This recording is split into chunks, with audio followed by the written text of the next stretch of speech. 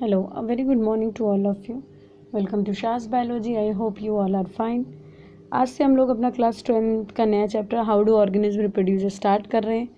ठीक है, चलिए तो फिर आज इस चैप्टर के से रिलेटेड स्टडी करते हैं. चलिए, ये चैप्टर बहुत अच्छा है. इसके बारे में आपको बहुत सारी चीज़ें जानने को मिलेंगी और काफ़ी अच्छा चैप्टर. देखिए, रिप्रोडक्शन क्या होता है. Reproduction is the process by which living organism produce new organism similar to themselves. Reproduction वो प्रोसेस है जिससे एक लिविंग ऑर्गेनिज्म दूसरे लिविंग ऑर्गेनिज्म को पैदा करता है और वो उसके जैसा ही होता है. देखने, ठीक है, कैसा होता है, सिमिलर होता है, उसी के जैसा. हम अपने माँ बाप से मिलते हैं ना, कोई कहता है नाक मिलती है, कोई कहता है कान मिलता है, कोई कहता है चेहरे का कोई फेशियल एक्सप्रेशन, चेहरे की कोई चीज़ मिलती है, मगर हम उनकी एग्जैक्ट कॉपी नहीं होते. कभी भी होते हैं, मतलब हमें देखने में तो हमें महसूस होता है कि पता चल जाता है कि हाँ भाई ये इसका बेटा है, मगर एग्जैक्टली कॉपी नहीं होते, एकदम क्लोन नहीं होते. ठीक है, तो चलिए, रिप्रोडक्शन क्या है. वो प्रोसेस है जिसमें एक लिविंग ऑर्गेनिज्म क्या करता है, प्रोड्यूस करता है न्यू ऑर्गेनिज्म को जो उससे जैसा है, उसके जैसा होता है. जैसे डॉग के छोटे बच्चे हैं तो वो डॉग जैसे ही दिखेंगे, कैट के बच्चे हैं तो कैट जैसे ही दिखेंगे, इंसान का बच्चा इंसान जैसे ही दिखेगा, है ना. चलिए, रिप्रोडक्शन क्यों ज़रूरी है, क्या इंपॉर्टेंट है, इम्पॉर्टेंस है रिप्रोडक्शन की हमारी लाइफ में. तो retain a particular species of living organism. सबसे पहले तो एक पर्टिकुलर स्पीसीज़ को ये बचा के रखती है.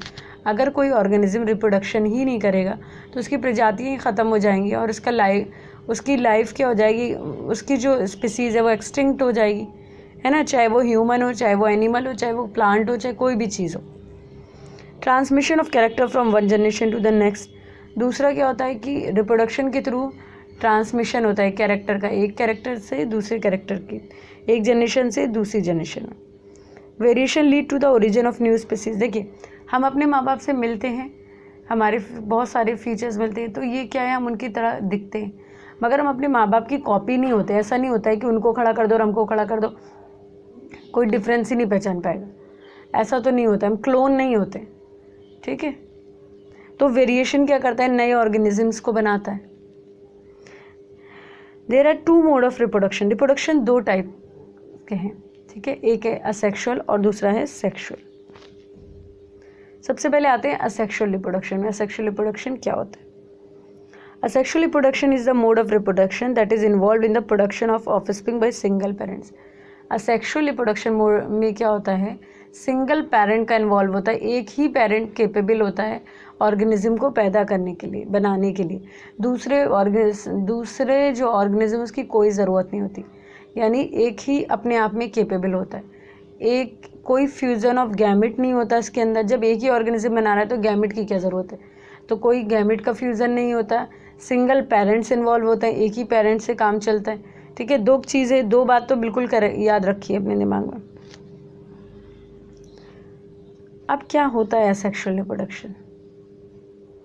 Asexual reproduction is mode of reproduction in which a new offspring is produced by single parents. ठीक है, ये वो मोड ऑफ रिप्रोडक्शन है जिसमें एक नया ऑफस्प्रिंग बनता है एक सिंगल पेरेंट्स से. सिंगल पेरेंट्स होते हैं. सेक्सुअल में डबल पेरेंट्स, सेक्सुअल में दो पेरेंट्स का इन्वॉल्वमेंट होता है, मेल का और फीमेल का. मेल अपना गैमेट देता है और फीमेल अपना गैमेट देती है. ठीक है, मगर असेक्सुअल में सिर्फ एक सिंगल पेरेंट ही केपेबल होता है. The new individual produce are genetically and physically identical to each other, so they are the clone of their parents. ये बिल्कुल कॉपी होते हैं अपने माँ बाप की. वेरिएशन बहुत कम, वेरिएशन नहीं होती इनमें. क्या होता है, ये एकदम क्लोन होते हैं. और क्लोन कौन होते हैं, क्लोन होते हैं जो चीज़ें जेनेटिकली और मॉर्फोलॉजिकली सिमिलर होती है. मतलब बाहर से, मॉर्फोलॉजिकली मतलब बाहर से देखने में, और जेनेटिकली भी सेम जीन होते हैं, तो वो कहलाते हैं क्लोन. ठीक है, एग्जैक्ट कॉपी.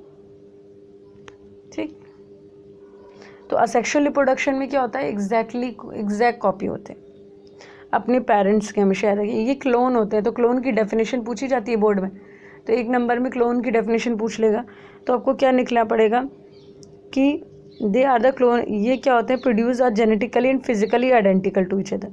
ठीक है, कोई भी ऑर्गेनिज्म जो जेनेटिकली और फिजिकली आइडेंटिकल है वो क्लोन कहलाता है. ठीक है, Asexual reproduction is observed in both multicellular and unicellular organisms.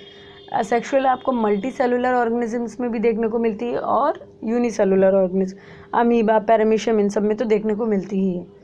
This process does not involve any kind of gamete fusion. कोई फ्यूज़न गैमेट का कोई मतलब ही नहीं निकलता जब एक ही पेरेंट है तो उसी के, ठीक है।